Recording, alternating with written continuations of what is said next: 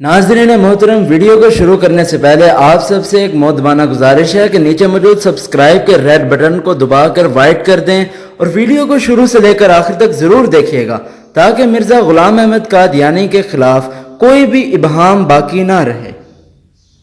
ये गुलाम अहमद कादियानी ने अपने फितने का आगाज कहां से किया था, ये समझ लीजिए। पहले वो एक मुनाजिर थे, बहुत अच्छे मुनाजिर। गुलाम अहमद कादियानी था कहना चाहिए, गलती से तय के बैठा हूं। आर्य समाजियों से मुनाजरे किए, ईसाइयों से मुनाजरे किए, मुनाजरों में फतह हासिल की, मुसलमानों की आंखों का तारा बन गए, महबूब हो गया। उसके बाद इसने एक फितना छोड़ा, एक शोशा छोड़ा। नबूवत और वही तो रहमत है, रहमत कैसे बंद हो सकती है? वही तो इंसानों की हिदायत के लिए है, इंसान खत्म नहीं हुए, वही कैसे खत्म हो जाएगी?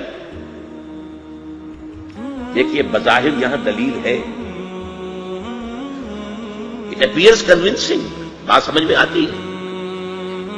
यहीं से यह हल मिल जाएगा आपको। क्या वजह है कि बड़े बड़े आला तालीम याफ्ता लोग जो हैं उसका शिकार बन गए। दुनिया में एक ही मुसलमान नाम का साइंसदान जो है वो आया है टॉप पर, वो कादियानी।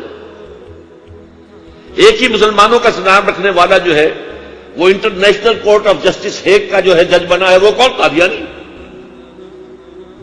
डॉक्टर्स कादियानी, इंजीनियर्स कादियानी, बड़े बड़े। ये क्यों?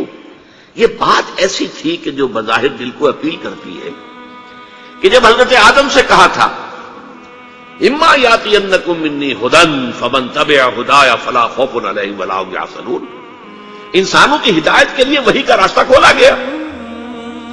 अभी इंसान खत्म नहीं हुए, वही का कैसे दरवाजा बंद हो जाएगा?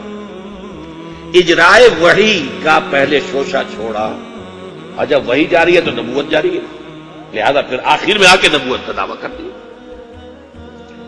उसने एक मसला और इस्तेमाल किया। ये असल में चालाक और होशियार लोगों के मामलात होते हैं। अवामुन नास की नफ्सियात को मुतासिर करने के लिए एक और शोशा छोड़ा। देखो ये कैसे हो सकता है?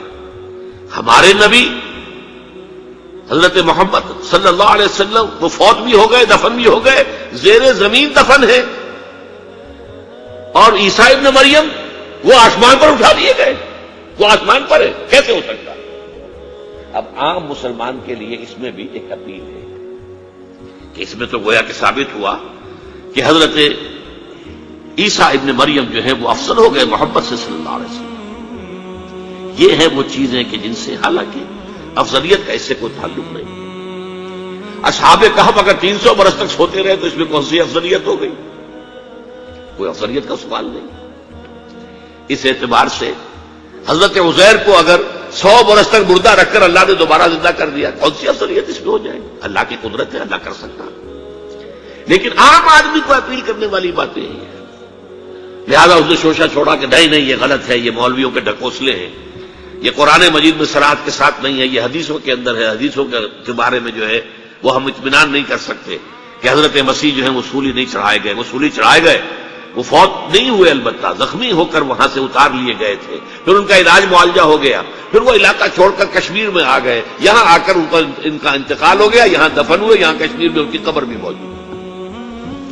ये दो इशू हैं जो उस शख्स ने उठाए, और इससे अवाम उन्नास जो हैं जिनके अंदर के इल्म की पुख्तगी नहीं होती, या जज्बाती तौर पर आप उन्हें मुतासिर कर सकते हैं, या जैसा कि मैंने पहली बात कही थी उसमें तो यकीनन एक वजन की बात नजर आती है कि ये रहमत है, वही रहमत है, नबूवत रहमत है, अल्लाह की रहमत बंद हो जाएगी कैसे? अब उसका जवाब है यहां।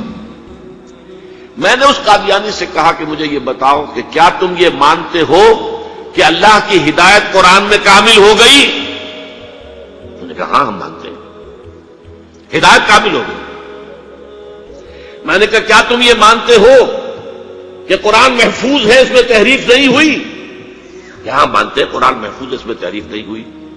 फिर मैंने कहा मुझे मंतकी वजह बताओ, फिर उस वही की खिड़की को खुले रखने का फायदा क्या है? वहां से जो आना था, जो मुकम्मल हो गया कुरान, ہاں قرآن میں اگر تحریف ہو جاتی، اس کی حفاظت کا ذمہ نہ لیا گیا ہوتا تو کسی نبی کی ضرورت تھی کہ جو آ کے اس کی تصحیح کرتا کہ یہ بات یوں نہیں یوں تھی، یہ غلطی کر دی گئی ہے، ورنہ حقیقت یوں تھی۔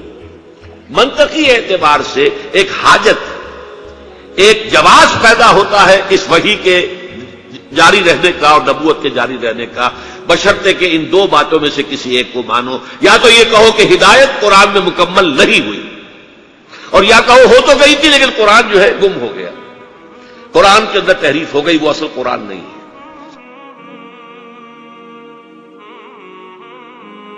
اسی زمانے میں ایک واقعہ یہ ہوا تھا، غلام احمد قادیانی نے ایک دعوتی خط لکھا کابل کے حکمران، اب میں بھول رہا ہوں کہ وہ امیر دوست محمد خان تھے یا امیر عبد الرحمان خان تھے، ان دونوں میں سے کسی کے سامنے وہ خط پہنچا، جیسے کہ حضور نے خطوط بھیجے تھے قیصر کو، کسریٰ کو، تو اس کو بھی شوق چڑھایا کہ میں بھی تو اب نبی ہوں، نبوت کا دعویٰ کر چکا ہوں، تو مجھے پڑوس کا ملک جو ہے افغانستان، وہاں کے بادشاہ کو دعوت دینی چاہیے کہ وہ مجھ پر ایمان لائے۔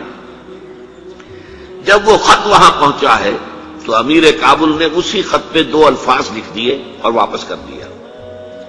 الفاظ کیا تھے؟ ای جا بیا، یہاں آؤ ذرا اور یہاں آ کر تم دعویٰ کرو نبوت کا۔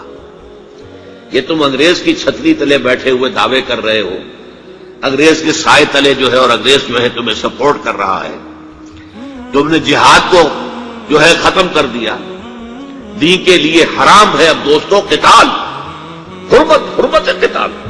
انگریز کو اور کیا چاہیے تھا؟ گلیڈسٹن نے، جبکہ وہ وزیر اعظم تھا برطانیہ کا، اس نے کہا تھا اپنے پارلیمنٹ میں قرآن کو لہرا کر، جب تک یہ کتاب دنیا میں موجود ہے امن قائم نہیں ہو سکتا، یہ تو جہاد اور قتال کی بات کرتی ہے۔ تو ان کو اور کیا چاہیے تھا کہ اگر کوئی اس قتال کو ختم کر دے، منسوخ کر دے، اور مسلمانوں میں سے جذبہ جہاد اور قتال فی سبیل اللہ کو نکال دے، تو اس سے بڑی اور کیا خدمت ہوگی؟ لیکن یہ کہ اگر تمہیں یہ دعوت دینی ہے تو ذرا یہاں آؤ، ای جا بے آ، یہاں آ کے یہ دعوت دو مجھے، تاکہ تمہارے 14 طبق روشن ہو، تمہیں معلوم ہو کہ اس دعویٰ کرنے کا مطلب کیا۔